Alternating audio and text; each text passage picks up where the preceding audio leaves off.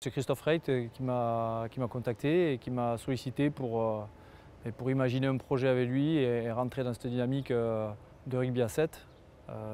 Ça c'est très enrichissant pour moi aussi de pouvoir prétendre à cette mission-là et de pouvoir contribuer à la mise en œuvre de l'évolution du rugby à 7. J'ai toujours été un supporter de l'équipe de France de rugby à 7, ça c'est clair, parce que quand on passe avec cette équipe ou dans cette forme de pratique, on est toujours piqué à vif et on est toujours sensible à ce qui s'y passe parce qu'on sait ce que ça apporte.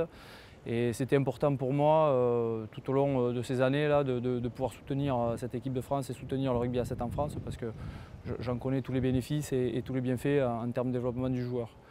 Et quand Christophe m'a sollicité, il était logique de répondre favorablement parce qu'on ne peut pas être un fervent accompagnateur de la discipline et quand on vous tend la perche, de ne pas accepter. On va s'appuyer sur le travail effectué déjà, il y a pas mal de choses qui ont été faites par le staff précédent. Christophe Reit a pas mal travaillé aussi depuis qu'il est arrivé au niveau de la Fédération française de rugby. Et mon rôle sera assez méthodique, d'abord dans une phase de transition, forcément, puisque je prendrai effectivement mes fonctions qu'à partir de septembre, et ce qui me permettra d'observer, de rentrer progressivement dans la démarche et d'apporter toute ma contribution à partir du moment où je serai pleinement dans ma fonction. Je connais très bien avec Nicolas, donc c'est très bien que ce soit quelqu'un de très proche de moi voilà, dans cette mission-là. Il y a des gens qui vont rester parmi nous aussi, on a besoin de décortiquer tout ça avec Christophe. Il y a Thierry Janzek aussi qui n'est pas très loin, qui a été un peu notre mentor quelque part aussi à une certaine époque. Donc tous ces facteurs-là et tout le système embarqué par Christophe Reit notamment pour le rugby à 7 sera bénéfique pour la performance. C'est de faire progresser l'équipe de France et c'est de continuer l'évolution du rugby à 7 sur le territoire français.